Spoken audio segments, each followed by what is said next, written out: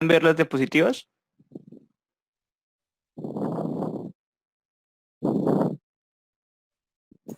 Sí, ya las vemos. Ok.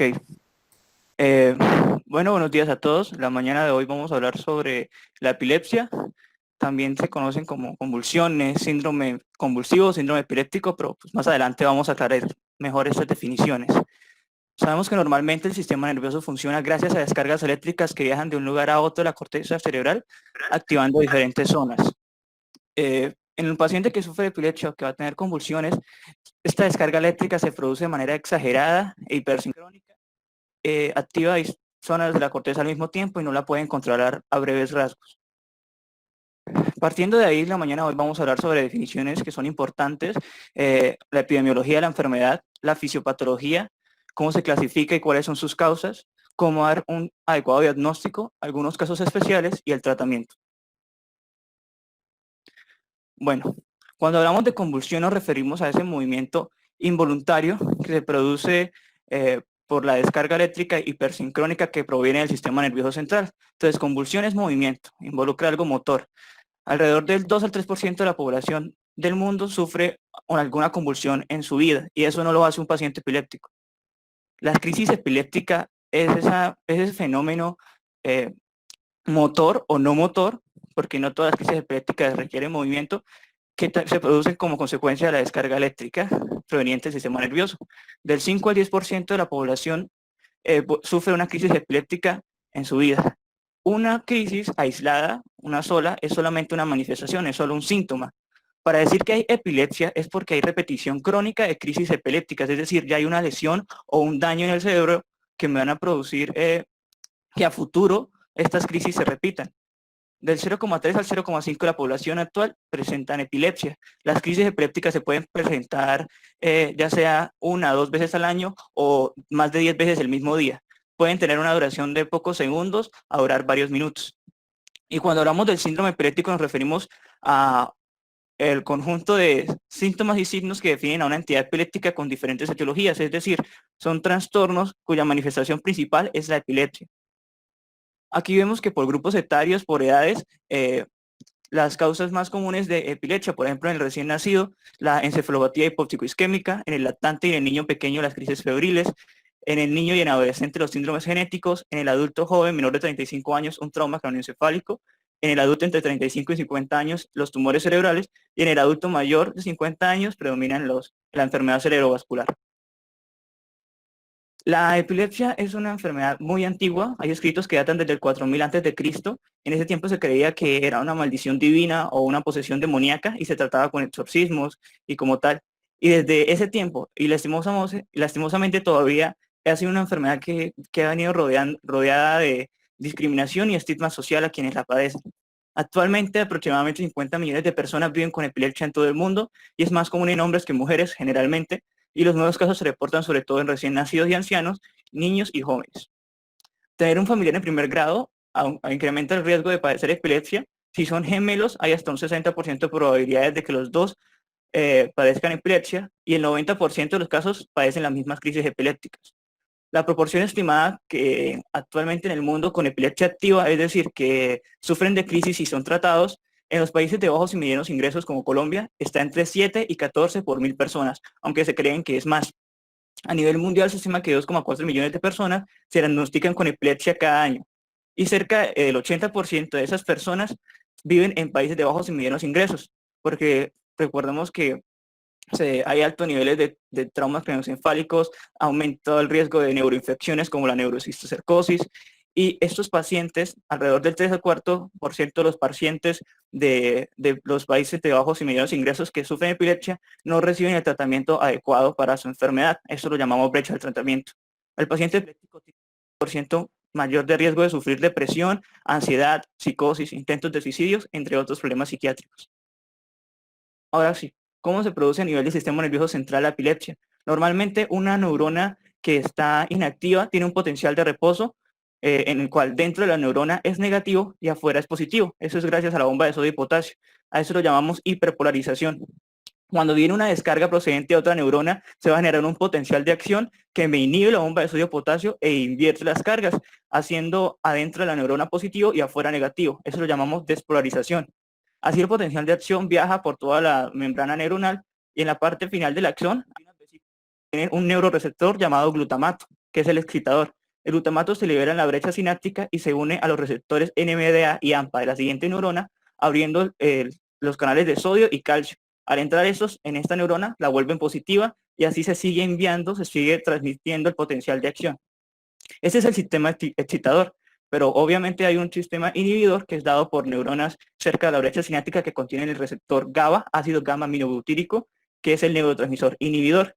Ese GABA se va a unir al receptor GABA abriéndome los canales de cloro. Como sabemos, el cloro es negativo. Entonces vuelve a poner dentro de esta neurona negativo y esta neurona ahora se está en reposo y deja de transmitir el potencial de acción. El equilibrio que existe entre estos dos neurotransmisores permite que el cerebro funcione de manera ordenada y sistemática. Entonces, si necesitamos enviar un potencial de acción desde aquí hasta aquí, las neuronas GABA me generan una delimitante que no permite que el estímulo viaje más allá de esta zona del cerebro. A esto lo llamamos una región circundante de inhibición. Entonces, en el paciente que tiene epilepsia, hay una lesión o daño en la corteza cerebral que hace que esta región circundante de inhibición se pierda o que las neuronas que están aquí adentro se vuelvan tan excitables que no puedan ser controladas por la región de inhibición. Cualquiera que sean los dos mecanismos puede ser provocado por distintas causas.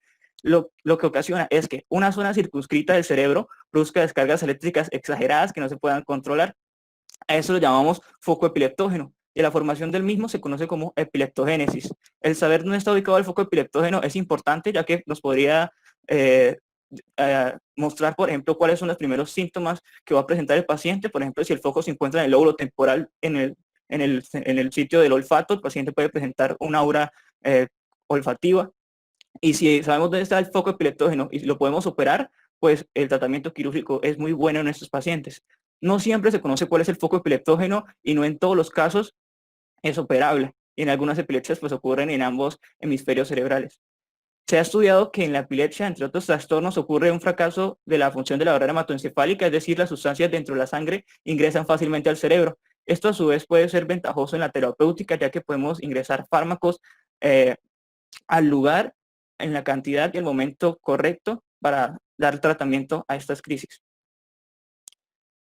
Las crisis epilépticas se clasifican según la región que abarquen en crisis parciales o focales y crisis generalizadas. Las crisis focales ocurren en la red neuronal de un solo hemisferio, ya sea derecho o izquierdo, y se van a dividir a su vez en las simples que no tienen características cognitivas. ¿Qué quiere decir esto? Las simples, el paciente no tiene pérdida de la conciencia, él es testigo lo que le pasa, viene y le dice al médico: doctor, yo estaba viendo televisión, yo estaba con mi esposa y de repente empecé a tener un movimiento raro en esta mano o a sentir olores extraños.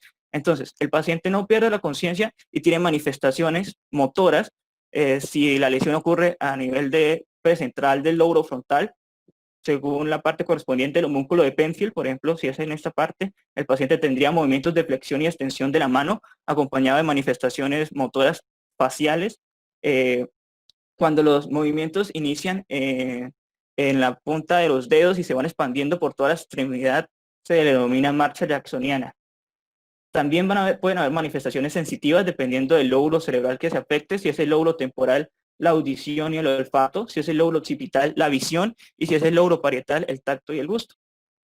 Hay también manifestaciones psíquicas, el paciente puede tener déjà vus, puede empezar a gritar, llorar, reír, que sería la crisis elástica, o pueden haber manifestaciones autonómicas, donde predomina el sistema autónomo, puede haber sudoración, piloerección, chupeteos, en fin. Pero aquí el paciente no pierde la conciencia. A diferencia, en las crisis focales complejas, hay pérdida de la conciencia y amnesia. El paciente no se da cuenta de lo que pasa ni lo recuerda. Entonces, aquí siempre están precedidos por una especie de aura antes de que inicie la crisis como tal, y son movimientos automáticos involuntarios como de masticación, como de deglución, como chasquear los labios o hacer que recoge cosas. El paciente después de la crisis no la recuerda y tiene una breve tiempo de confusión. Cuando una crisis focal que ocurre en un solo hemisferio del cerebro se extiende hacia el otro hemisferio, se llama crisis focal con generalización secundaria y siempre va a estar precedida de un aura. Las crisis que son generalizadas, es decir, que ocurren en un punto del encéfalo, pero se comunican rápida y velozmente a redes neuronales de ambos hemisferios cerebrales, van a llamarse crisis generalizadas, y desde su inicio los pacientes tienen pérdida de la conciencia. Las dividimos entre las no convulsivas, como las atónicas, en el cual hay una pérdida del tono muscular.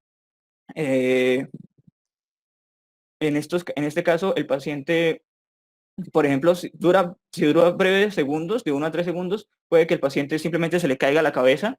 Si dura más tiempo, el paciente puede colapsarse y hay riesgo de que se golpee.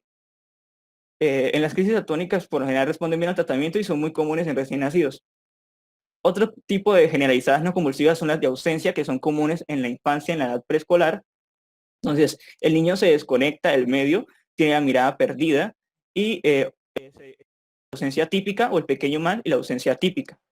Entre la típica pasa entre los niños de 4 a 8 años de edad, tienen un inicio y fin brusco, hay pérdida de la conciencia, no dura mucho tiempo, responde muy bien al tratamiento, el pronóstico es bueno, se acompaña de ciertos movimientos leves, como por ejemplo el parpadeo o chasquear de labios, y tiene buen pronóstico, como les dije. Puede ser desencadenado por la hiperventilación o la hipoglucemia.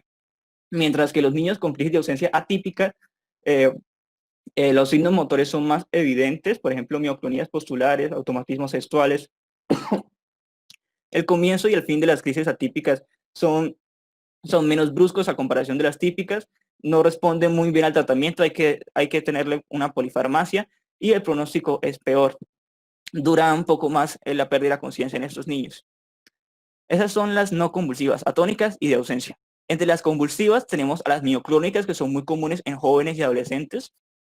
Como su nombre lo indica, hay entonces una contracción muscular de una parte del cuerpo o de todo el cuerpo. Responde muy bien al tratamiento. Hay un síndrome epiléptico que predomina las crisis convulsivas mioclónicas. En la parte tónica lo que vamos a ver es contracción muscular, y en la parte clónica hay movimientos oscilatorios entre contracción y relajación. Las crisis convulsivas generalizadas tónico-clónicas, que las subraya aquí, es muy común verlas en las alteraciones metabólicas y son las más frecuentes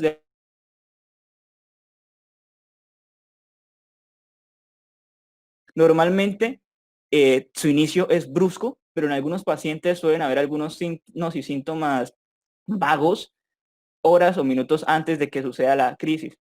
Como pueden recordar, cuando la crisis es focal y se generaliza, siempre va a haber una fase de aura. Como tal, la crisis tónico-clónica inicia aquí, en la fase tónica, que es donde predomina el glutamato, hay una activación, hay contracción muscular, dura de 10 a 20 segundos. Entonces, hay contracción de todos los músculos, el paciente cae al piso, hay contracción de los músculos de la laringe, se produce un gruñido conocido como grito ictal, y el paciente también va a tener compromiso de los músculos respiratorios, va a haber acumulación de secreciones orofaringeas, el paciente se torna cianótico, va a haber contracción de los músculos de la mandíbula, por eso se puede morder la lengua. Aquí predomina en la fase tónica lo que es el sistema simpático, entonces va a haber hipertensión, taquicardia, midriasis.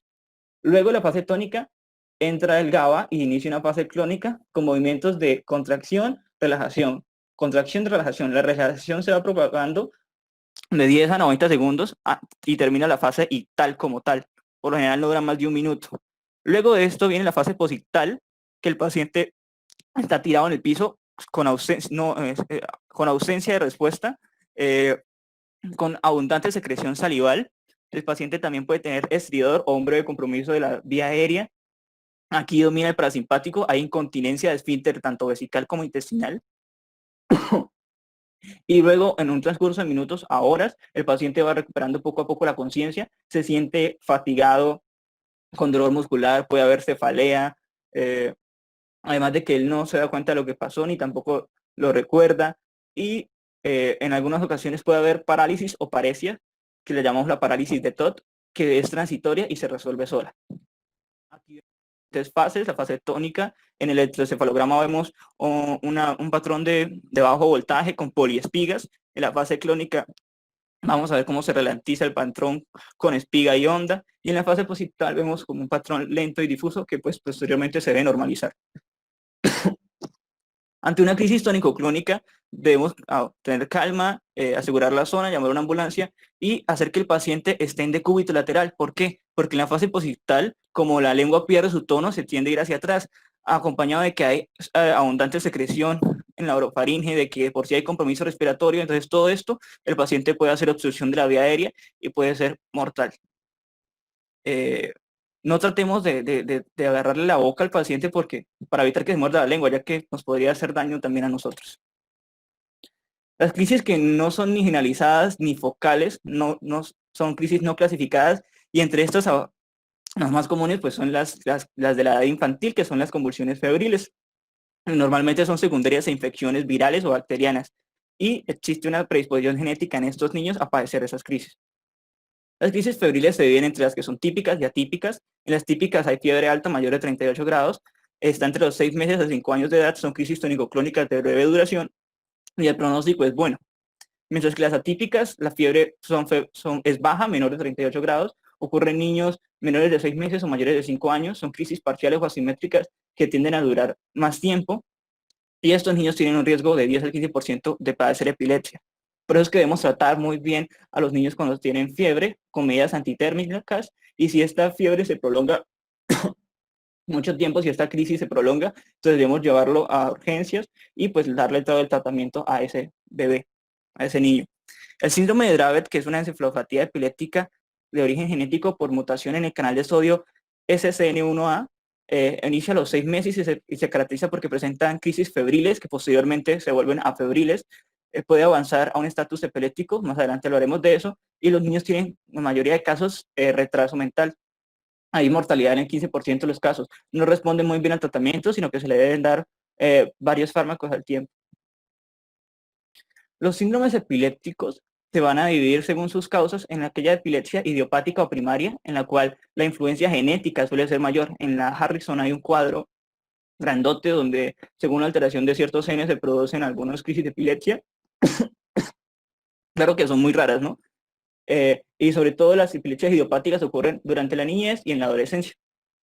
Las epilepsias sintomáticas o secundarias con causas demostrables son las que ocurren sobre todo en los adultos, como el trauma craneoencefálico, como una neuroinfección, como una alteración metabólica, en fin.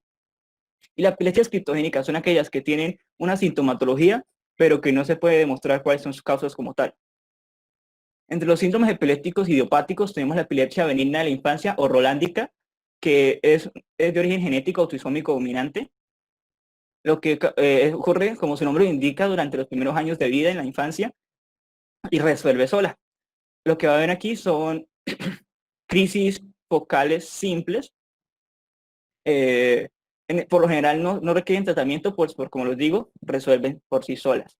La epilepsia mioclónica juvenil o síndrome de Hans, que ocurre en la adolescencia y en el adulto joven, hay espasmos, hay contracción muscular de bilateral o unilateral, ocurren sobre todo con el despertar, es exacerbada por la privación del sueño, responde bien al tratamiento, y aunque predominan las crisis mioclónicas, en el 30% de los pacientes también puede haber crisis de ausencia o tónico-clónicas. El síndrome de epilepsia con crisis de gran mal al despertar, como su nombre lo indica, ocurre antes de los 20 años y pacientes jóvenes que al despertar tienen crisis tónico-clónicas. También está exacerbada por la privación del sueño. Entre los síndromes secundarios tenemos el síndrome de West o espasmos infantiles, que ocurre durante el primer año de vida, sobre todo en el segundo trimestre. Tiene una triada. Lo primero es que estos niños van a tener contracciones, espasmos. El segundo es que va a haber una alteración del electroencefalograma o una ipsiarritmia, un patrón desordenado en el electroencefalograma, y van a haber también en el 90% de los niños con síndrome de West un retraso mental. La epilepsia de esclerosis mesial del lóbulo temporal, lo que ocurre es que hay una cicatrización o esclerosis del hipocampo. Se asocia a crisis febriles que vienen desde la infancia. Entonces, aquí lo que hay es una crisis focal, ya sea compleja o simple. No responde muy bien al tratamiento farmacológico, pero como sabemos dónde está el foco, si hacemos un tratamiento quirúrgico, resuelven bien estas crisis. Por último, el síndrome de Lennox-Gastaut, que no conocemos muy bien cuál es su causa, ocurre en niños de 1 a 7 años de edad. También tiene una tríada, que son alteraciones del electroencefalograma. Ocurren distintas crisis, ya sean tónico-clónicas, de ausencia, focales complejas, y estos niños tienen alteración de la actividad cognitiva. Aquí vemos los síndromes y la frecuencia que ocurren. El síndrome de Angelman, que es también de origen genético, esos niños sonrientes, el 90% de estos niños van a presentar crisis convulsivas. Y un niño con síndrome de Down tiene del 1 al 10% de presentarme crisis epilépticas más que un niño normal. Estas son las causas de crisis epilépticas según el grupo etario, según las edades. En negrilla vemos las más comunes, por ejemplo, en los neonatos, como decía, la hipoxia perinatal, en los niños pequeños y lactantes, crisis febriles, en el adolescente, aquellas causas de origen genético, en los jóvenes, los traumas y las drogas ya empiezan aquí, en los adultos de 35 a 50, los tumores, en los mayores de 50, la enfermedad cerebrovascular. Mire que también aparece el alcohol, el síndrome de abstinencia al alcohol se presenta también con crisis epiléptica, los trastornos metabólicos y enfermedades degenerativas como el Alzheimer. Mismo cuadrito. Aquí vemos dependiendo de si es genético o si es sintomático, si es por un daño estructural metabólico, cuáles son las crisis epilépticas o qué podría estar involucrado en este paciente. Cuando la causa es secundaria, según el lugar, por ejemplo, el cerebro puede ser por un tumor, por un ACV, por algún trauma, por una infección, por un daño en nacimiento, por malformaciones vasculares, por un impacto de bala, por malaria cerebral, toxoplasma, toxocara, meningitis, las encefalitis por herpes simples puede darme crisis focales complejas. En los desórdenes neurológicos tenemos la enfermedad de Alzheimer, esclerosis múltiple tuberosa, encefalitis autoinmune como la encefalitis de Rasmussen, me puede dar crisis epilépticas. Las enfermedades celíacas pueden, además de tener sus manifestaciones intestinales, pueden darme crisis epilépticas. Esto, pues, cuando el paciente se le da tratamiento y deja de consumir gluten, pues revierten. Las infecciones vagitarias como la neurocistocercosis también pueden darme crisis epilépticas. Entonces, como podemos ver, el diagnóstico aquí prima la clínica del paciente. Si con hacerle una buena historia clínica, una buena anamnesis, reconociendo todos los antecedentes, si el paciente tiene algún familiar en primer grado que sufre de crisis epilépticas, debemos valorar muy bien, por ejemplo, cuáles son las características de las crisis del paciente, cuánto duran, cada cuánto se presentan, si compromete la calidad de vida, ya sea del trabajo o el estudio. Sobre todo aquí se le hace estas preguntas al familiar o al testigo del paciente de la crisis, ya que pues esto pierde la conciencia. Entre las ayudas diagnósticas para este trastorno tenemos el electroencefalograma, que consiste en colocar electrodos sobre el cráneo o cuero cabelludo del paciente para poder ver los potenciales medidos en el amperaje, que se muestran como en ondas. Entonces, en un paciente epiléptico va a haber una actividad uniforme. Entonces, las descargas eléctricas me producen un patrón de espigas y onda aguda en estos pacientes. El electroencefalograma, aunque es un auxiliar y de ayuda a diagnóstico, no da el diagnóstico definitivo, ya que, por ejemplo, en las crisis focales, que su origen es una parte profunda de la corteza cerebral, sale del radio de los electrodos y no se puede ver. Tendríamos que usar ahí electrodos intracraneales. Además que, por ejemplo, nada más las crisis de ausencia tienen un patrón patognomónico específico, que son de espiga y onda 3 veces cada segundo. Pero el resto de crisis no tiene un patrón específico en el electroencefalograma. Entonces debemos ser muy cuidadosos en eso. Las pruebas de laboratorio se indican para descartar las más comunes alteraciones metabólicas que me causan crisis, como por ejemplo alteraciones en la glucosa, en los electrolitos, en el calcio y en el magnesio, anomalías de la función hepática y renal. En el paciente joven que en crisis epiléptica se le recomienda hacer también un screen toxicológico. Y en aquellos pacientes VIH o los que se les dude que puedan tener una neuroinfección, se le hace pues punción lumbar y se le examina el líquido cefalorraquídeo. Las imágenes cerebrales, más que el TAC, predomina la resonancia funcional para ver si hay una lesión subyacente, ya sea un tumor, una ACV, por ejemplo, lo que les decía en la esclerosis mesangial del lóbulo temporal, esto lo podemos evidenciar. Pero lo que debemos saber es que un médico general en un rural puede encaminar perfectamente el diagnóstico de epilepsia sin necesidad de pruebas pues, sofisticadas. Entre los diagnósticos diferenciales de epilepsia tenemos el síncope, ya sea de distintas causas, trastornos psicológicos, que más adelante hablaremos de ellos, trastornos metabólicos, fármacos, también la migraña, un isquemia cerebral transitoria, trastorno del sueño, trastorno del movimiento, entre otros. Para eso debemos entonces hacer ciertas pruebas adicionales como la vigilancia 24 horas con el videoelectroencefalograma, estudios de sueño, pruebas de la mesa inclinada o de otros estudios fisiológicos cardíacos. Y para descartar, sobre todo, el diagnóstico diferencial que más se da en la crisis epiléptica es la del síncope, con la crisis generalizada, pero debemos saber que en la síncope siempre va a tener un factor que me desencadena, como por ejemplo el estrés emocional, una maniobra valsalva, mientras que en la convulsión no. Esto no va a tener tampoco síntomas premonitorios, a no ser una breve aura, mientras que la síncope siempre el paciente va a saber más o menos cuándo va a iniciar. La postura del comienzo puede estar el paciente sentado o acostado, mientras que en la síncope pues, generalmente el paciente está de pie. La transición a la inconsciencia en la convulsión suele ser inmediata, mientras que la síncope dura algunos segundos. A su vez, la duración de la pérdida de conocimiento en la convulsión dura más tiempo, dura minutos, y en la síncope solo segundos. El aspecto de la cara con la convulsión, pues el paciente hay compromiso respiratorio, tiene cianosis, puede espuma por la boca, mientras que en la síncope puede haber palidez. La somnolencia o el estado posictal dura minutos u horas, mientras que la síncope de la confusión solamente dura 5 minutos después de recuperar la conciencia. Los dolores musculares pues son frecuentes en la convulsión, en la síncope no siempre. Y pues el paciente con síncope rara vez se muerde la lengua, rara vez tiene cefalea o incontinencia. Esto es un algoritmo para tratar el paciente adulto que llega con una convulsión. Entonces hacemos la anamnesis, la exploración física, descartamos los diagnósticos diferenciales que nombré, y si el paciente tiene antecedentes de epilepsia,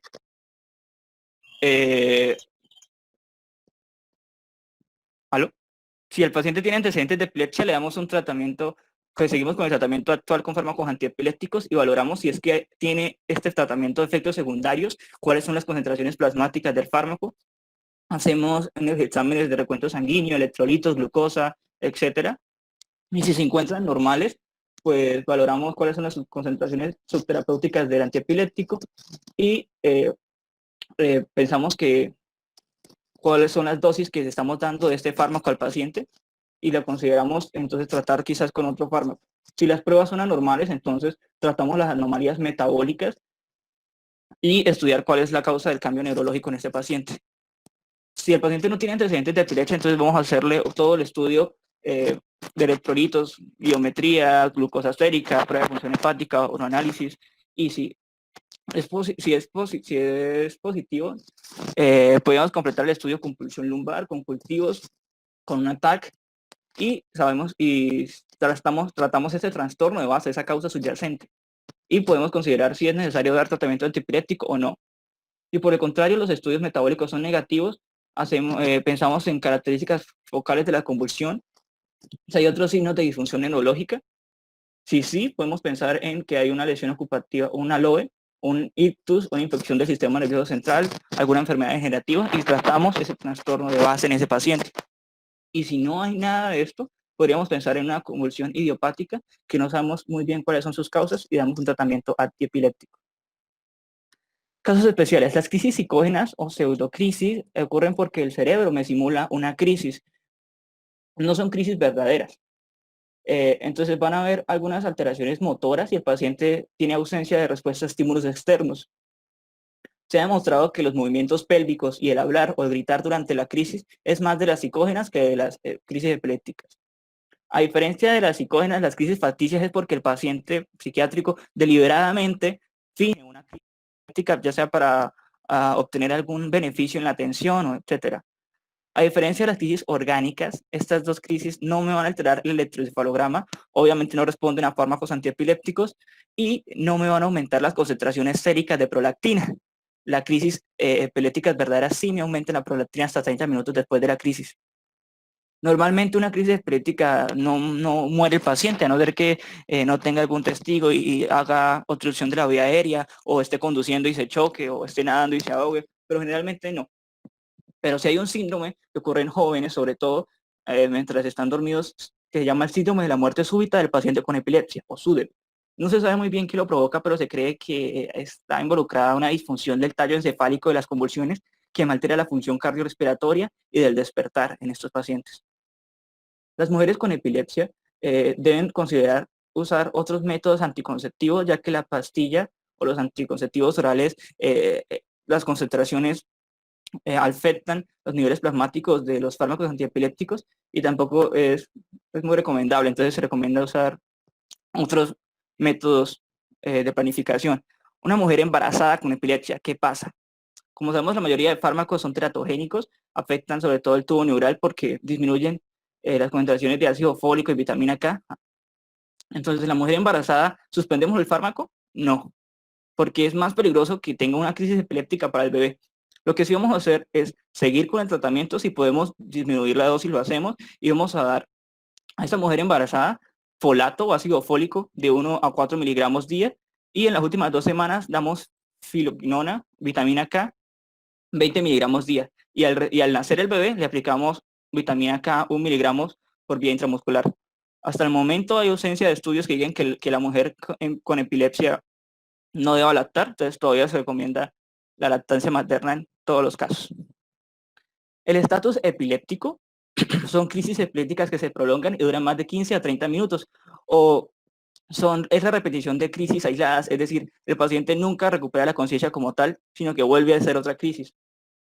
También se define el estatus epiléptico como aquella duración de la crisis que requiera un tratamiento anticonvulsivo inmediato, que por lo general es más de 5 minutos. Una crisis que dure más de 5 minutos necesita tratamiento anticonvulsivo de una vez.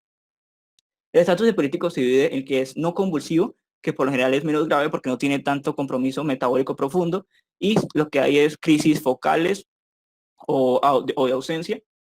Y a pesar de que no sea tan grave, también debe tener un tratamiento porque hay lesión cerebral en el foco epileptógeno. El estatus epiléptico con generalizado convulsivo es una urgencia vital. Aquí va a haber crisis tónico-clónicas, puede haber coma, dura más el estado de conciencia, se va a afectar la función cardiorrespiratoria, va a haber hipertermia, va a haber, inclusive puede llegar a haber una lesión neuronal irreversible.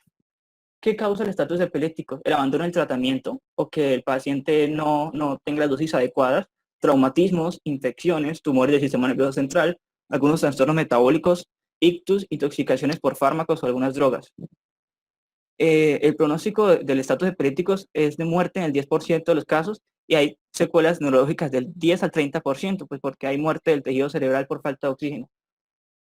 Este joven, según el forense, la causa de muerte el año pasado fue por estatus epiléptico. Recién el tratamiento es, aquí prima el tiempo. De una vez, en los primeros minutos, se debe tomar los signos vitales, buscar un acceso intravenoso y tratar con benzodiazepinas, ya sea lorazepam, clonazepam. Luego el antiepiléptico también intravenoso, fenitoína o ácido valproico. Y ambos también, sea convulsivo o no convulsivo, se tratan. Pues si no revierte, con el paso del tiempo se aplica midazolam, propofol y luego fenitoína, fentobarbital o tiopintol, perdón. El caso de que el paciente no mejore, pasadas las horas, se aplica entonces una terapia invasiva con coma barbitúrico, algunos otros medicamentos, se intuba, hay asistencia ventilatoria, en fin. Ahora sí el tratamiento. Este debe ser dado por un neurólogo experto. Se debe diseñar un plan específico para ese paciente y a veces hay epilepsias rebeldes en las cuales hace que el paciente tenga que ir periódicamente a su neurólogo para que lo trate.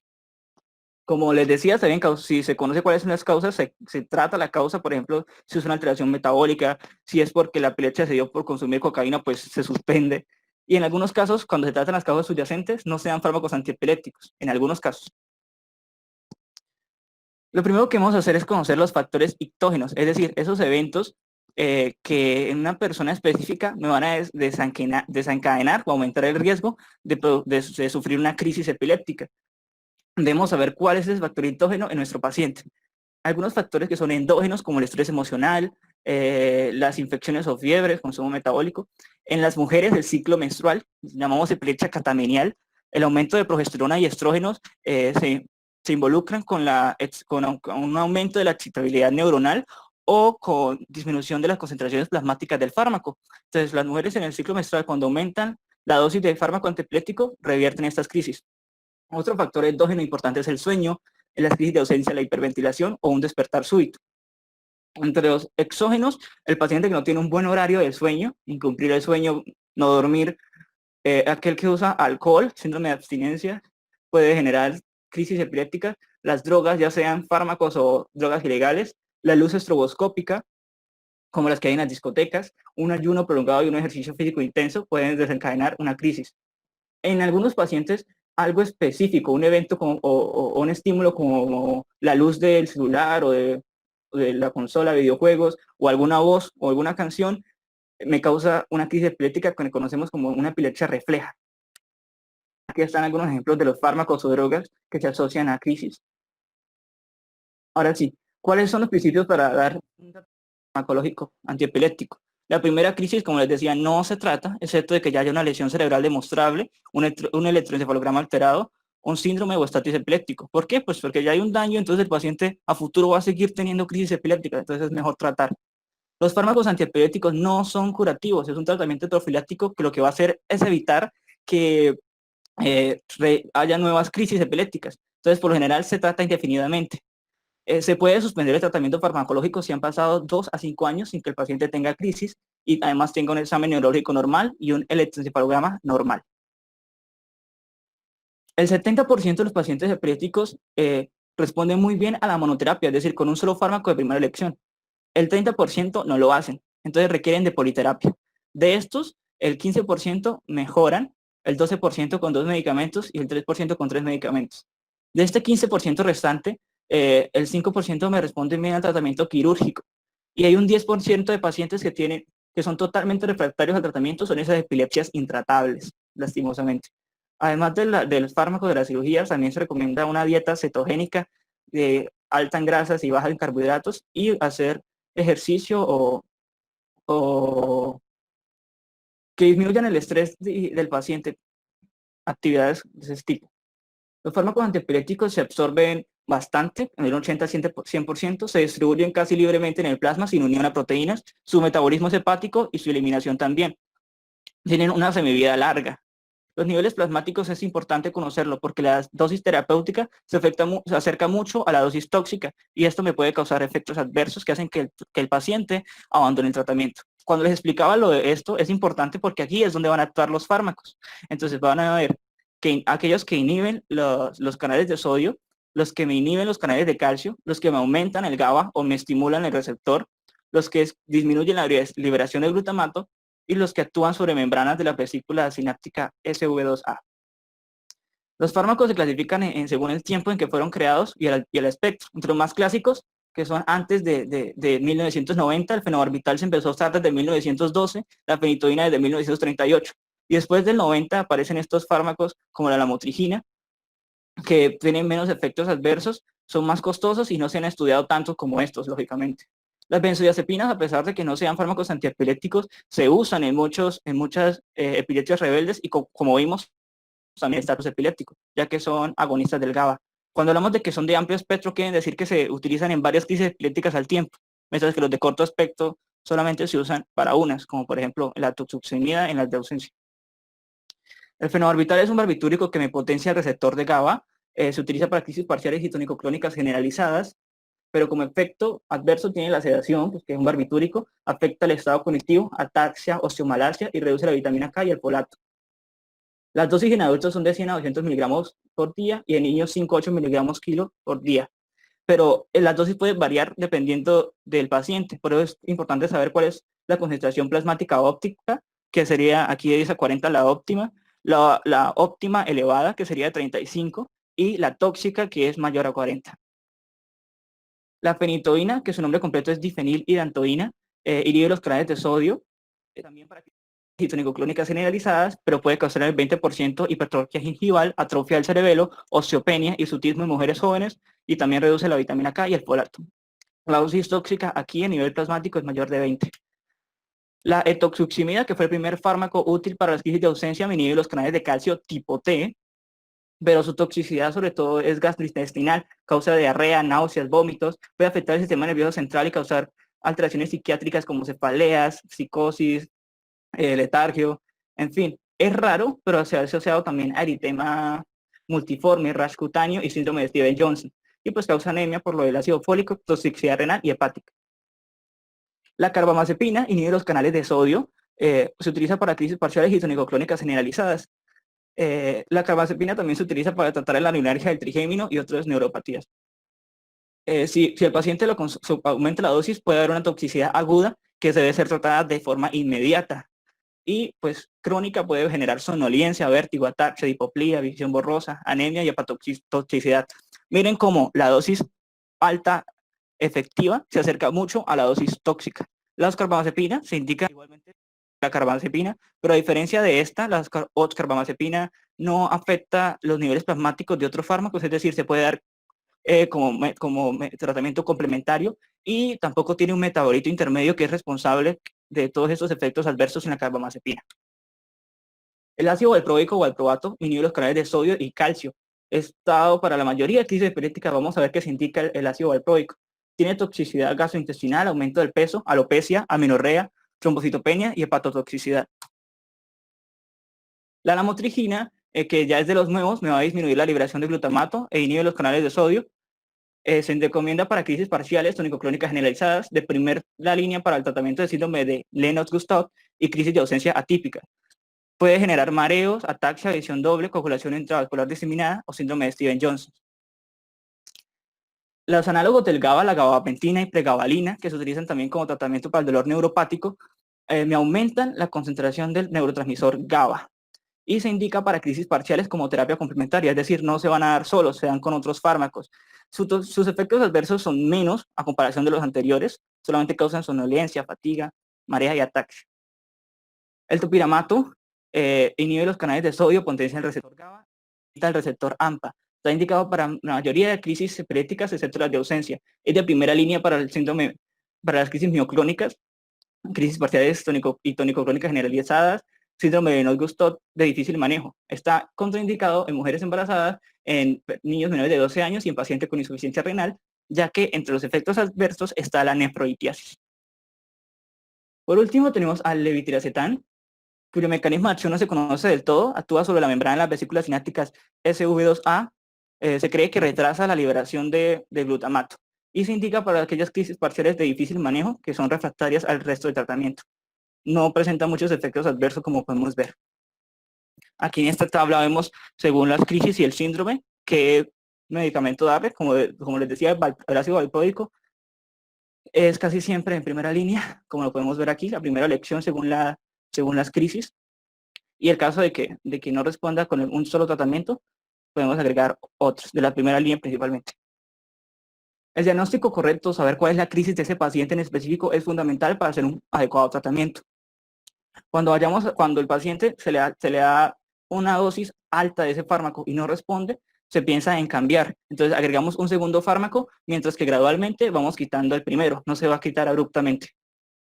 El seguimiento del paciente debe incluir un calendario donde cuando ocurren las crisis, prueba hematológica del sistema nervioso central, un electroencefalograma, pruebas de imágenes y si hay reacciones adversas al tratamiento. Las concentraciones plasmáticas se deben estar midiendo y el fármaco se debe mantener al menos 2 años y luego con la dosis inicial y luego sí se reduce de forma gradual. La suspendemos cuando les decía de pasado 2, 4 años sin crisis y que todo el examen se encuentre normal. Una vez se suspende el tratamiento pueden haber recidivas entre los 3 o 4 primeros meses. Estos personajes históricos tienen en común que hay escritos que cuentan que en algún momento de su vida sufrieron de alguna convulsión o crisis epiléptica. Aquí están las referencias. Y me despido con esta frase de Hipócrates, que fue el primero en decir en su obra La enfermedad sagrada que la epilepsia no era de origen divino, sino que era una entidad médica de origen neurológico que podía ser tratada que está asociada con la herencia, con la familia, y que empeora desde más temprano inicia. Y además de su componente biológico, también está el componente social que han venido estos pacientes desde, inclusive ahorita lo viven. Gracias. Bueno, muchas gracias. Una predicción, Hércules no es un personaje histórico, es un personaje mitológico, ¿no? Mitológico. Sí, a confundir a el mismo Heracles de los griegos. Bueno, vamos a hacer unas predicciones. Lo más importante hoy en día en el diagnóstico de la epilepsia es la semiología. Afortunadamente se ha vuelto a retomar lo de la semiología, entonces usted va a ver que en todas partes están insistiendo mucho en eso, en caracterizar cómo es la crisis. Porque si ustedes ven las notas de historia, cuando tengan la oportunidad de venir aquí al hospital o a los consultorios de conducta externa, es que todo el mundo es tónico, crónico, generalizado. Y resulta que casi nunca o muy pocas veces describen los elementos focales. En nuestro medio son mucho más comunes las crisis de origen focal, estamos hablando de adultos. Lo que pasa es que muchas de ellas tienen generalización tónico-crónica, ¿no? Entonces, retomando la idea, hay que ser muy precisos con la semiología. Y como estamos en la época de los celulares, uno lo que trata es de instruir a la familia de que filmen las crisis cuando son frecuentes, cuando no se controlan con los medicamentos. Tratar en lo posible de quitar el susto, el miedo y que el familiar la filme. Y uno cuando le traen las filmaciones, uno se da cuenta que en muchos de estos pacientes hay elementos focales iniciales o que están acompañando la crisis que permiten caracterizarla mejor. ¿Cuál es la importancia de esto? Las crisis focales están implicando un daño cerebral focal. Entonces nos obliga a ser más exhaustivos en el examen del paciente, realizar más estudios y de entrada nos da un peor pronóstico. Las crisis focales en general en los adultos tienden a ser refractarias que no se controlan totalmente con los medicamentos. Y de una vez les digo, las estadísticas reales son que el 30% de los pacientes adultos no se controlan con tratamiento anticonvulsivante, o sea, son refractarias. El 30% de los pacientes van a seguir presentando crisis epilépticas, póngale lo que le ponga, 1, 2, 3, las drogas que quiera, van a seguir presentando. Probablemente van a presentar menos crisis, probablemente van a presentar menos estatus epilépticos, pero van a seguir presentando las crisis y eso pasa en todo el mundo. Ese es el fracaso que tenemos todavía muy grande. 30% es un número muy, muy alto y eso ha generado pues que se siguen investigando nuevos medicamentos anticonvulsivantes o antipilépticos como lo llaman ahora. Antes del 90 teníamos 6 medicamentos, ahora tenemos más de 30. De eso en Colombia habrán unos 15. Entonces la idea es que esto todavía falta mucho y hay muchas personas que tienen una calidad de vida mala. Recuerden que aquí hay un marco legal en Colombia, hay una ley de epilepsia, es una ley ridícula, pero es ley, en el cual dice que nadie puede ser segregado o estigmatizado, ¿cómo es que dice ahí? Que a nadie le puede negar un trabajo por ser epiléptico.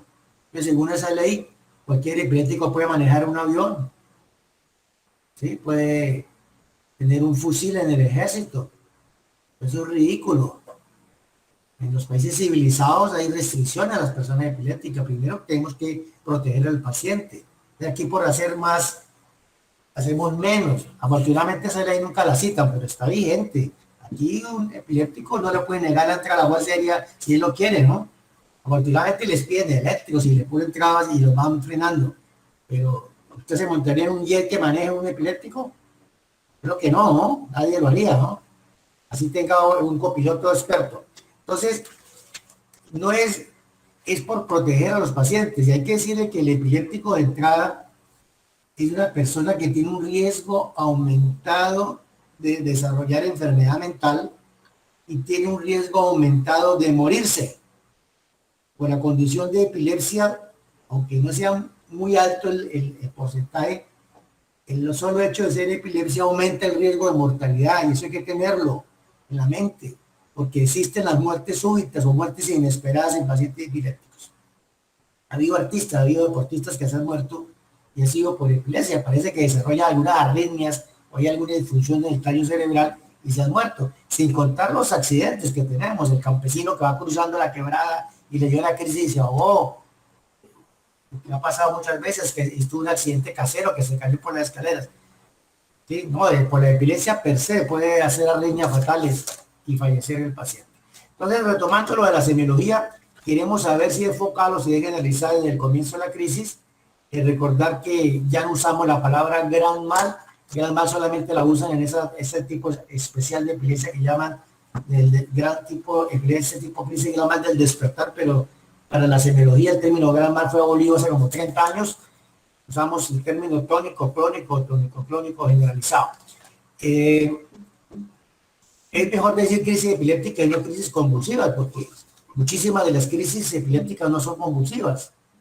Es simplemente una alteración de la conciencia o hay alguna otra alteración en la sensopercepción, pero no hay movimiento. Entonces, es un término que hizo carrera, todo el mundo sigue diciendo es síndrome convulsivo o crisis convulsivas, cuando realmente iríamos a decir crisis epiléptica. Lo que pasa es que a la gente no le gusta que le digan que tiene epilepsia, ¿no? Genera rechazo y socialmente eso pues no es muy aceptado. Pasamos a otro punto, es hicieron algún comentario sobre el electroencefalograma, que las espigas, ondas. En la electroencefalografía no existen espigas, es una mala traducción de los libros. Nosotros los electrofisiólogos hablamos de puntas. Hay puntas, hay ondas agudas y hay ondas lentas. ¿Cuál es la diferencia? La punta dura menos de 70 milisegundos, la onda aguda de 70 a 200 milisegundos y la onda lenta más de 200 milisegundos. Entonces hay algunos libros que todavía escriben espiga, pero eso no existe en electroencefalografía. Y cuando alguien escribe eso en un informe, ya no sabe de electroencefalografía, son puntas. El término para que por favor lo tachen de su cabeza. Eso no existe. Recordar que las epilepsias que llamamos generalizadas también las llaman centroencefálicas. Eso quiere decir que hay una activación simultánea de ambos hemisferios cerebrales que no se sabe exactamente cómo arranca esas crisis. Entonces en esas no vamos a encontrar foco en la corteza cerebral. Y lo que vemos en los eléctricos es que son descargas que aparecen súbitamente y que son generalizadas en ambos hemisferios cerebrales. Igualmente terminan súbitamente las descargas. Es muy importante tener en mente que lo que ve uno durante los electros son descargas epileptiformes sin manifestaciones clínicas.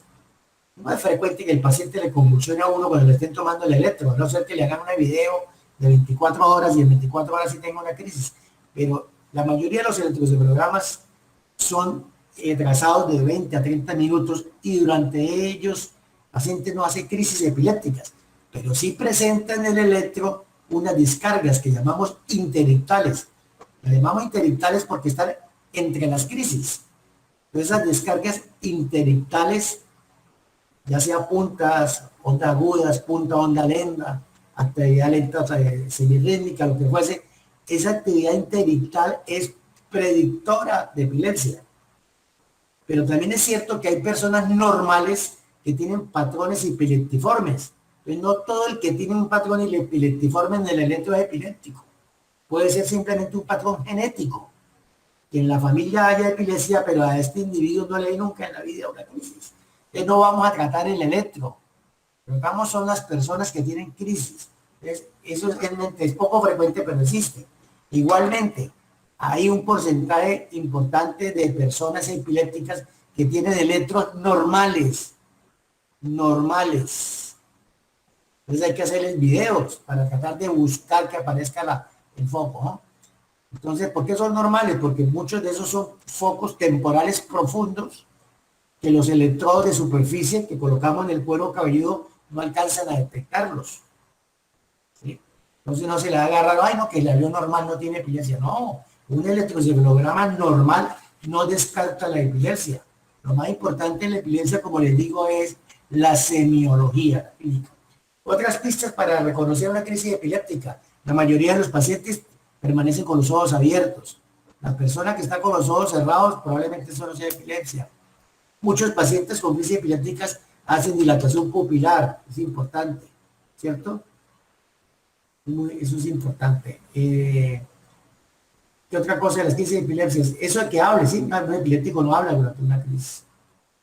Eso habla de un elemento psicógeno que no tiene nada que ver.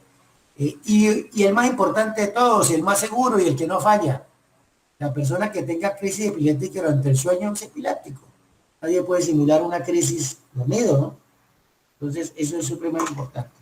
Y una vez, hablando de las crisis durante el sueño, para decirles que la persona que haya tenido crisis epiléptica durante el sueño, a esa persona nunca se le debe quitar el tratamiento anticonvulsivante. Ahí nombraron 3 cosas para quitar el tratamiento anticonvulsivante. La Academia Americana de Neurología ya lleva varios años diciéndonos que el paciente que haya tenido crisis epiléptica durante el sueño, nunca se le debe quitar la medicación anticonvulsivante porque el porcentaje de pacientes que vuelven a convulsionar después es alto. Entonces no se justifica correr el riesgo. Así tenga electro normal, así tenga examen neurológico normal, así tenga resonancia magnética normal. Ese paciente no se le debe quitar porque probablemente le va a hacer una recaída en el próximo año. La mayoría de las recaídas son en el primer año, pero se pueden seguir presentando luego en el tiempo. Por supuesto que hay factores que las precipitan y en las personas de nuestra sociedad uno donde más hace énfasis son en 2 cosas, el alcohol y el trasnocho. El paciente epiléptico no debe trasnochar y no debe tomar alcohol. El alcohol porque es tóxico de per se. El alcohol puede generar convulsiones y lo otro es que el alcohol es inductor hepático y algunos anticonvulsivantes, la mayoría son de metabolismo hepático, entonces disminuyen los niveles de los anticonvulsivantes. El trasnocho irrita el cerebro, entre comillas. De hecho, es una maniobra que utilizamos para hacer electros. Decimos al paciente que no duerma la noche anterior o que duerma muy poco, buscando que cuando llegue al laboratorio de electro se quede dormido rápidamente y con ese trasnocho acumulado sea más fácil verle las descargas. Entonces, el epiléptico debe dormir bien y debe evitar el alcohol. El colombiano que es tan vivo y tan inteligente, cuando epiléptico que quiere tomar trago, esa noche no toma el medicamento y se trasnocha y se emborracha. El otro día llega enojada la mamá porque el niño convulsionó, como si fuera culpa de uno. Entonces, si va, el paciente no debe tomar, pero si toma, que se tome las pastillas, ¿no? Y ojalá no se trasnoche. El colombiano es muy inteligente, es brillantísimo, es supremamente vivo, es que va a ir a droga, me cae mal con el trago. Entonces, retomando algunos datos, en el Lennox Gastaut faltó mencionar las crisis más características del Lennox Gastaut, que son las atónicas. El niño va caminando y súbitamente pierde el tono muscular y va por el suelo. Esos son los niños que se rompen la cara, la piel. Entonces, en los países que tienen más recursos, a estos niños les ponen un casco de hockey.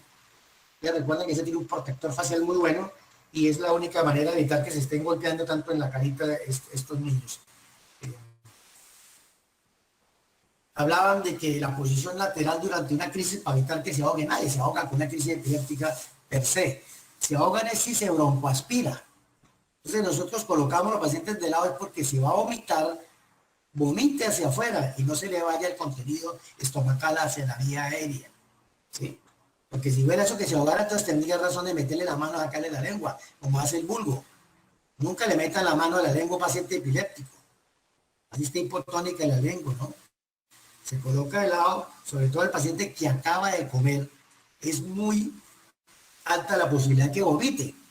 Entonces, si va a vomitar, entonces estando de lado disminuye el riesgo de la broncoaspiración. Eso sí ha matado a pacientes por epilepsia, ¿no? Entonces, de lado para eso. Y colocarle algo suave detrás de la cabeza que no se vaya a golpear, una toalla o un cojín, lo que tenga la mano suave para evitar que se haga daño con los golpes de la convulsión. No inmovilizarlo, no tratar de fijarlo porque es peor. Uno puede tener fracturas vertebrales durante una convulsión fuerte. Uno puede tener luxación del hombro durante una crisis fuerte, eso lo vemos. Y puede ser luxación hasta con luxofractura. Perdón, entonces, dejen en mente eso, no fijarlos. La crisis usualmente paran. Los criterios de estatus epiléptico han cambiado con el tiempo. Ya últimamente ya están diciendo los expertos de que 5 minutos sería como el tope para declarar a alguien en estatus epiléptico. De una crisis que se prolongue por 5 minutos o 2 crisis seguidas sin recuperación de la conciencia, ya eso sería estatus epiléptico. Entonces, eso es un criterio ya muy estricto. Habíamos arrancado con 1 hora, luego bajaron a media hora, luego a 15, pero ahora ya en la literatura más moderna y en los acuerdos de expertos está hablando de eso. 5 minutos o 2 crisis sin recuperación de conciencia entre las dos. Ya eso es un estatus epiléptico. Y usted sabe que el punto cardinal del estatus es, primero, darle una benzodiazepina para yugular la crisis y segundo, arrancarle simultáneamente un anticonvulsivante de efecto más largo. Llámese fenitoína, llámese levetiracetam, llámese ácido valproico, que son los 3 que tenemos para uso intravenoso aquí en Colombia para el manejo de los adultos. Fenobarbital ya casi no lo usamos, no es que no sirva, pero más complicado para manejar, genera hábito, hay un medicamento controlado. En Colombia también lo usan mucho los pediatras en los niños, sobre todo en los niños de áreas rurales. Es un medicamento muy barato, pero es difícil de conseguir porque nadie lo produce. Le toca al gobierno mandarlo facturar, mandarlo a fabricar, y para vendérselo es toda una tragedia para las familias. Entonces ya por eso cada día lo veo menos. Hay una benzodiazepina oral que se está usando mucho, que es el clobazam. Se usa mucho en las epilepsias refractarias de los niños. Es casi prácticamente todas esas epilepsias refractarias se les da esa benzodiazepina oral. Entonces nosotros, volviendo al estatus, le colocamos levetiracetam, ácido valproico o fenitoína. Es lo que tenemos ya en los hospitales grandes de Colombia, viene en ampolla, entonces se puede titular fácilmente y colocarle la dosis de carga. Recordar que siempre colocamos una dosis de impregnación. Es muy frecuente que le coloquen una ampollita de fenitoína al paciente y no más.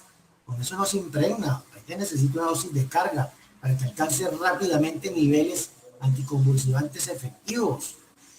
Porque si no estamos haciendo nada, eso es cosmético. Terminamos colocando medicamentos a la loca sin lograr manejar eso. Recuerden que con estos anticonvulsivantes de entrada, uno escasamente controla un 60 o 70% de los estatus epilépticos, ¿no? O sea, la benzodiazepina le quita la crisis.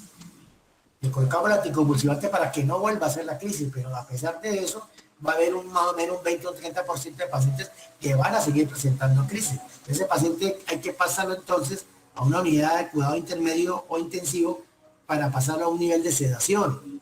Y esa sedación ya implica intubación y soporte ventilatorio. Probablemente lo que más se usa en todo el mundo ahorita es midazolam en un goteo contiguo. Entonces, eso es una medida que ya ahí se elimina la descarga y las crisis. Idealmente uno debería tener monitorización de las descargas.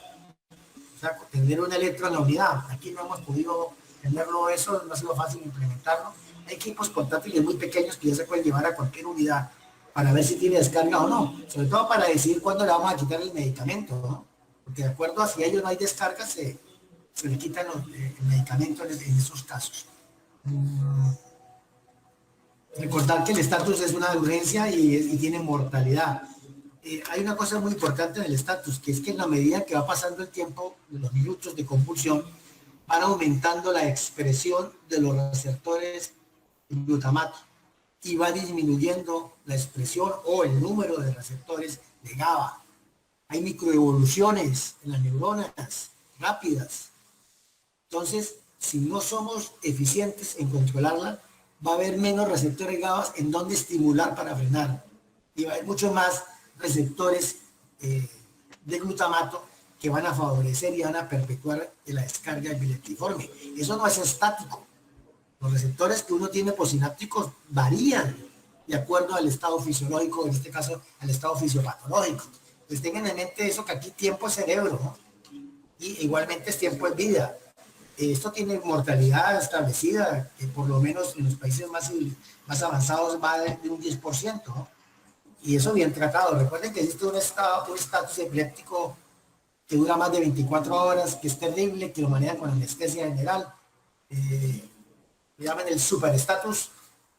Aquí hemos tenido, eso tiene una mortalidad muy alta y es muy difícil de controlar. Los pacientes terminan con anestesia general, inhalatoria, y a pesar de eso les salen. Aquí los hemos manejado con cómodo barbitúrico, le damos tiopental sódico y nos hemos mantenido y algunos han salido. pero eso tiene de todas maneras una mortalidad alta. Mm. En la evaluación inicial de todos los epilépticos vamos a necesitar siempre, así que en consulta externa, vamos a necesitar un electroencefalograma y vamos a necesitar una resonancia magnética. Hoy en día ya con la facilidad de hacer resonancia no se justifica hacer solo tomografía, es muy poquito. Y sobre todo gente joven y en niños, si ustedes quieren ver malformaciones congénitas, si quieren ver lesiones tempranas, es mejor una resonancia magnética de entrada. La resonancia magnética, idealmente simple y contrastada, y electroencefalograma. Si el electroencefalograma no lo deja satisfecho, porque no le muestra anormalidades, porque no fue lo suficientemente claro, pídale una videotelemetría, o sea, un electroencefalograma con registro de video, y lo puede pedir por horas. 1, 3 horas, 6 horas, 12 horas, 24 horas, de acuerdo a lo que quiera establecer. Y verá que va a tener más posibilidades de que encuentre la normalidad electroencefalográfica que le permita ayudar a clasificar. Porque el electro sirve para eso, para decir si es epilepsia, y segundo, para decir si es focal o si es generalizada. Entonces, importante tener en mente eso, resonancia, electro o electro con video. Igualmente, si usted quiere estar seguro que lo que el paciente presenta es una pseudocrisis, pues mándele a hacerle una videotelemetría 24 horas. Cuando haga la supuesta crisis, eso va a quedar registrado la actividad eléctrica y la imagen. Entonces vamos a ver que la persona presenta unos movimientos extraños y el electro es normal, no tiene ninguna descarga. Entonces esa es la prueba reina de que el paciente realmente no es epiléptico. El problema es que muchos de los epilépticos hacen pseudocrisis. Entonces las pseudocrisis son muy frecuentes en los epilépticos. Y esos son los pacientes que son muy difíciles de manejar, porque el paciente que uno le está dando la medicación que es, la familia le asegura que está recibiendo medicamentos, si tiene niveles séricos los tiene bueno y el paciente sigue presentando crisis. Entonces, en ese caso, la videotelemetría nos ayuda, porque nos va a demostrar que los eventos que presenta el individuo no tienen una correlación eléctrica en el trazado. Entonces podemos estar tranquilos y ahí decir que eso ya no es la epilepsia lo que está causando esas crisis, sino que es de origen emocional, ¿no? Recuerden que estos pacientes pues tienen más patología psiquiátrica que los que no. La parte buena de la epilepsia es que muchísima gente epiléptica trabaja y lleva una vida normal. El epiléptico no es bobo, como cree la gente. El epiléptico que tiene retardo mental es aquel que tiene una patología cerebral temprana que le dañó el cerebro y le produce el retardo mental. No es que la epilepsia produzca retardo mental. Si hay epilepsias que deterioran, claro, hay epilepsias infantiles que deterioran al niño. Por ejemplo, los espasmos infantiles. El espasmo infantil no tratado, un niño que viene con un desarrollo psicomotor normal, se lo detiene y lo echa de para atrás. Al menos gastó, deteriora. Y hay algunas epilepsias muy difíciles de manejar, muy duras, en el cual puede haber deterioro cognitivo, pero la inmensa mayoría de los epilépticos no tienen deterioro cognitivo por la epilepsia. O sea, la epilepsia que aparece en la vida adulta en un paciente con un coeficiente intelectual normal, pues va a seguir teniendo lo normal, ¿no? El cuentico de que se le están quemando neuronas y eso es para la galería, eso es para que la gente tome los medicamentos, pero realmente no vemos que haya deterioro cognitivo, a no ser que tenga una epilepsia de muy difícil manejo, con crisis diarias, con pacientes tomando múltiples medicamentos. Recuerden que todos estos medicamentos enlentecen el pensamiento, uno como dopado, el paciente funciona menos. Entonces lo ideal es la monoterapia en lo posible, pero si no se puede, porque la enfermedad no lo permite, entramos en politerapia. Cuando usamos politerapia, usualmente usamos 2, máximo 3 medicamentos. Más de 3 no tiene sentido. Entonces, el que hace politerapia, pues va a tener más problemas de concentración, de pensamiento lento, porque estos medicamentos actúan sobre las neuronas. No podemos pretender que uno esté perfectamente lúcido tomándose 2 o 3 medicamentos anticonvulsivantes. Yo creo que dejamos por ahí algún comentario, alguna pregunta. Sí, doctor, Mío, por favor, una pregunta. Señora. Doctor, una pregunta. Los niños que tienen crisis convulsivas atípicas, ¿cómo se puede identificar? Por lo menos, pues si son como de 4 a 8 años, ¿cómo se podría identificar?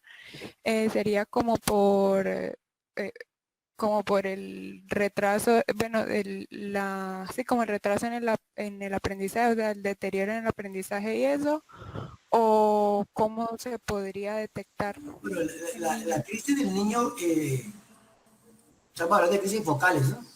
Entonces hay que ver si he perdido o no de la conciencia. Las de ausencia típicas, perdón. La ausencia típica es muy fácil, simplemente ponen al Ajá. niño hiperventilar. El niño, el diagnóstico es de consultorio, no necesita nada, con solo ponerle hiperventilar 2, 3 minutos, el niño hace la crisis delante suyo. La alcalosis respiratoria induce fácilmente crisis de ausencias típicas. Entonces usted, el niño le dice que respire por la boca rápido, rápido, y se le para al frente. Y le dice a la mamá que prende el celular, para que usted luego la vea con más calma. Y el niño, al cabo de 1 minuto, le garantizo, el niño para de respirar, queda con la mirada fija, de pronto hace un movimiento leve en la boca. Dura 30, 40 segundos y vuelve y queda como estaba antes. No pierde el tono muscular y el niño vuelve y sigue hablando como si nada. Entonces, usted luego la revisa la filmación y es característico. Ese paciente, ese niño, si le hace el electro, durante la realización del electro lo van a poner hiperventilar. Es una de las maniobras que nosotros usamos en electroencefalografía. La estimulación luminosa y la hiperventilación. El niño cuando lo puede hiperventilar, ahí mismo aparecen las descargas y frecuentemente les hacen las crisis. El diagnóstico es fácil. Todo niño con sospecha de ausencias, pónganlo a hiperventilar. No le va a quitar más de 2 o 3 minutos de su tiempo. Y es muy típica. Usted ve una ausencia en la vida y nunca más se la va a volver a olvidar. La ausencia se van a curar son las 2 entrenamientos. Se tratan porque es muy harto ver el niño desconectado todo el día, no aprende. En la epilepsia, la crisis de ausencias típicas no deterioran el desarrollo neurológico del niño. Lo que pasa es que le dificulta el aprendizaje porque cada rato le está yendo la conciencia. ¿Sí? La ausencia típica no deteriora, es un niño normal en lo demás. Y la epilepsia esa se le va a quitar cuando llegue a la adolescencia. Las tratamos, ¿por qué? Pues para que no le interfiera en su clase. El niño vaya allá y pueda aprender lo que le están explicando. Y usted presenta 50 crisis en una mañana, es muy difícil, ¿no? No aprenda. Le va y se le viene, ¿a qué horas aprende bien?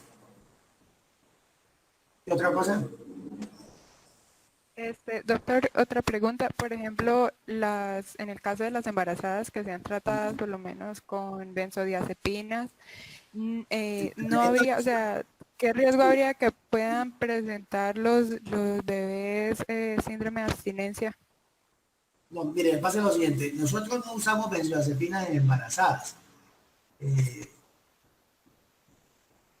Para efectos prácticos, ahorita la número 1 es la lamotrigina, el medicamento de elección para la epilepsia de las embarazadas. Por eso hoy en día ya están diciendo que cuando una muchacha adolescente le aparezca con una epilepsia esa generalizada, es una mioclónica, no le demos valproico, porque el valproico es el más teratogénico de todos.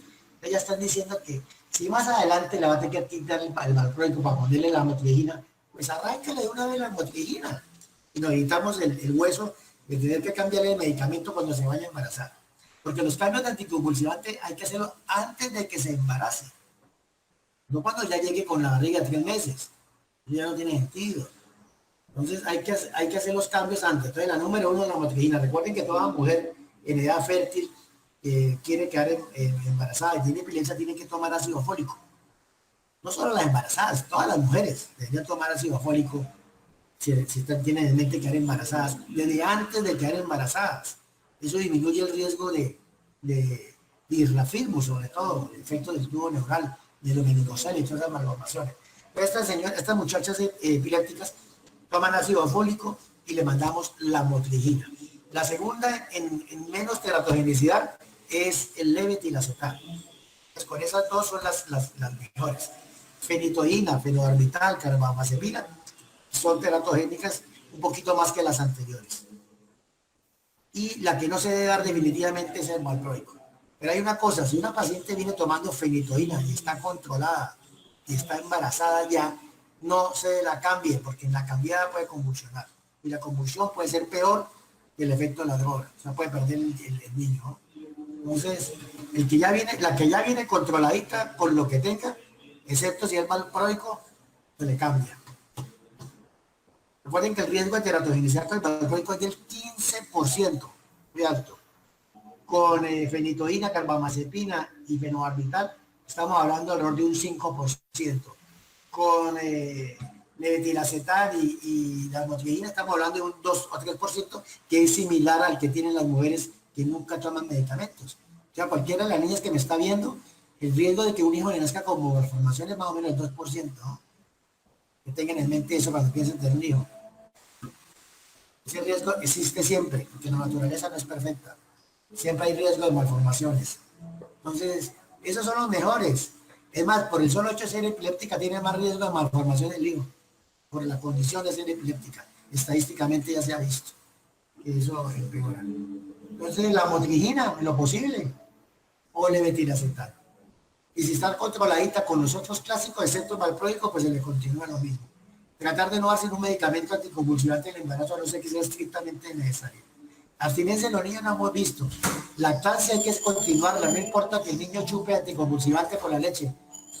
Es poquita la cantidad. O sea, el daño de quitarle la leche al niño comparado con el daño del anticonvulsivante es mucho más veces, mucho más grande el daño de no darle leche materna a uno. La leche materna es el maná de los dioses. Entonces, si no le damos al niño ese, las consecuencias van a ser para toda la vida. Empezando por el apego psicológico. Bueno, ya saben todas las cosas de psicología, encontrando por la inmunidad, la calidad del alimento, el vínculo afectivo. Eso no tiene precio. También el niño que le puede dar un poquito de sueño, la anticonvulsivante de la mamá, pero al cada un tiempo el mismo va a inducir su metabolismo hepático y el niño no va a presentar síntomas. ¿Algo más? Otra pregunta, doctor. La prolactina, ¿qué tan común es que se presente la elevación después de las crisis? Siempre. Lo que pasa es que hay que pedirla muy rápidamente. O sea, ese paciente hospitalizado que le dice que le acaba de decir el enfermero, usted mira, doctor, acaba de hacer una crisis. Entonces uno, si tuviera dudas, en los primeros minutos sobre todo se eleva, ¿no? Entonces uno podría hacerle la prueba de la prolactina, y el problema de la prolactina es que la prolactina se sube con todo. De hecho, a las niñas que le han hecho estudio de prolactinas, les recomiendan que si van al laboratorio ni siquiera se bañen. El solo hecho de bañarse, ya eso le sube la prolactina. Es más, hay gente que dice que el solo hecho de pararse en la cama, el examen se viene a hacérselo apenas se despierte, chuzarle la sangre. Pero bueno, en el caso de la epilepsia, si se toman los primeros minutos en una paciente que acaba de presentar una crisis, va a ser alta. Y eso se usó durante mucho tiempo para diferenciar entre crisis epiléptica y no epiléptica. Obviamente que ahí la sensibilidad a la prueba no pasa el 70-80%, ¿no? Entonces siempre vamos a tener falsos negativos y también va a haber falsos positivos. Pero sirve. Y es rápido, ¿no? Cualquier laboratorio de la hace. ¿Hay otra pregunta? Bueno, entonces, le agradezco la atención. Entonces, los alumnos del grupo mío, por favor, se quedan y los demás compañeros, pues ya pueden seguir sus actividades. Muchas gracias.